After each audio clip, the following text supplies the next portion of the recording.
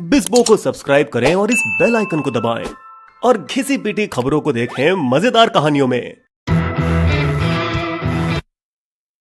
स्वागत है आपका साजिशों से भरी इस दुनिया में, लेकिन पैसों की हेराफेरी इतनी भी मजेदार नहीं, सिवाय इसके कि वो सभी अड्डे जहां लोग अपना पैसा छिपाए रखे हैं। वो सब सौंदर्य बीच टाउन है। British Virgin Island, BVI, Belize, Bahamas, Bermuda, Cayman Island, Panama और सेशेल से हर कुछ सालों के अंतर में वित्तीय चोरी की बूंदें टपकती रहती हैं, अक्सर किसी गुमनाम विसल ब्लोअर द्वारा, जो भांडा फोड़ता है कहां और कैसे दुनिया के रईस अपना काला धन ऑफशोर टैक्स मुक्त देशों में छिपाए रखते हैं। 2011 में HSBC से चुराया हुआ 700 भारतीय खाता धारकों की सूची मिली थी, जो 2015 में बढ़कर 1195 हो गई। फिर अगले साल 500 अमीर भारतीयों का नाम पनामा पेपर्स में आया, जिसमें थे अमिताभ बच्चन, ऐश्वर्या राय, अजय देवगन और बाला साहेब ठाकरे की बहू स्मिता ठाकरे। 18 महीने बाद पैराडाइज पेपर्स हाथ पड़े, जिसमें 700 से अधिक भारतीयों के नाम थे। एक बार फिर अमिताभ बच्चन इसमें शामिल थे, भगोड़े बिजनेसमैन विजय माल्या के साथ। अब आए हैं पेंडोरा पेपर्स, जो कि प से दीवानगी और क से करण जौहर जैसे सुनाई पड़ते हैं। समझो पिक्चर की पूरी स्टार कास्ट हो।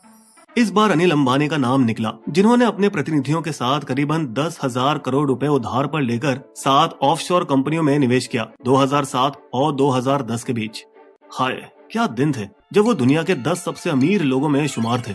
किंतु ये खुलासा एक अटपटे मौके पर जाहिर हुआ 2021 में, जब उन्होंने लंदन की एक अदालत में बयान दिया था, मेरी कुल संपत्ति शून्य है।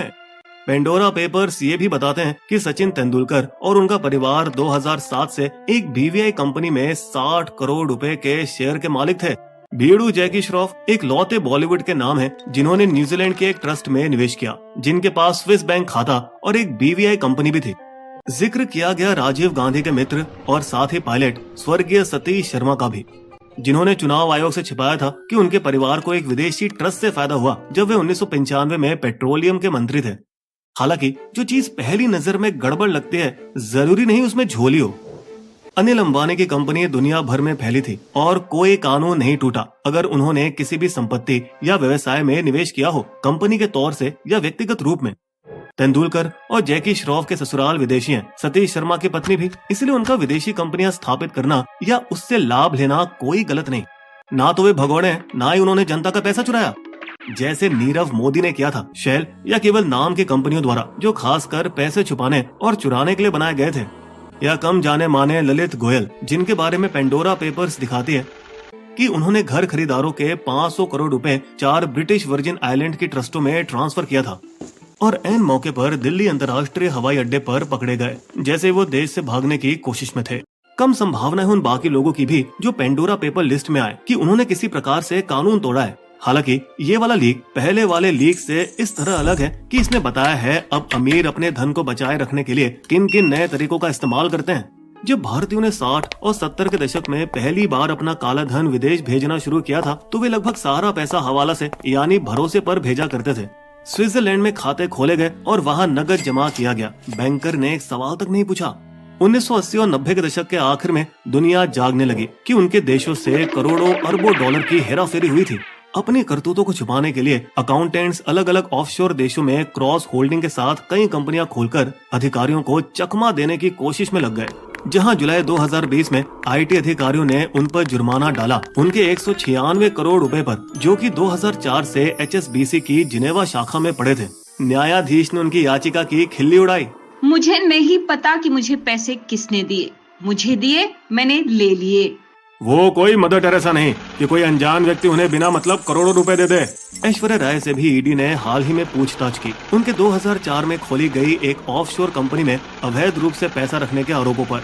लेकिन जिस तरह वो कैट सूट पहने पूछताछ के लिए आई, हमें लगता है कि वे धूम 2 की तरह बिना किसी खरोंच के बचकर निकल जाएंगी। भारतीय कानूनों के तहत विदेश में किसी कंपनी या ट्रस्ट की रजिस्ट्री कराना जायज है, मगर टैक्स विभाग को सूचना न देना गलत, जो रेणु थरानी ने नहीं किया। जब से 2004 में लिबरलाइज रेमिटेंस स्कीम शुरू की गई $25,000 की पहली सीमा के साथ, अब उसे लगातार बढ़ाए जाने के बाद वो $2.5 लाख प्रति साल है। भारतीय नागरिक केवल सरकार को बताकर लगभग किसी भी चीज के लिए कानूनी रूप से विदेश पैसा भेज सकते हैं। विदेश यात्रा के लिए, शिक्षा, चिकित्सा के खर्चे, घर या शेयर खरीदने के लिए, लेकिन अभी तक क्रिप्टो नहीं। वैसे आजकल भारतीयों ने अपने काले धन की मात्रा को विदेश भेजना कम कर दिया है, जिसका चरम था 1997-2004 के बीच का। यहाँ तक कि फाइनेंस मंत्रालय ने भी इस बात को कबूल किया कि टैक्स अधिकारियों ने इस बाबत में बहुत कम राशि जमा की है। 1294 करोड़ रुपए का टैक्स और जुर्माना लगाया गया। 153 करोड़ रुपए पनामा और पैराडाइज पेपर लीक में। एक समय था जब मोदी जी भी इसे बड़ी रकम मानते थे। विदेश में इतना काला धन है कि हर नागरिक के खाते में 15 लाख रुपए जमा हो सकते हैं।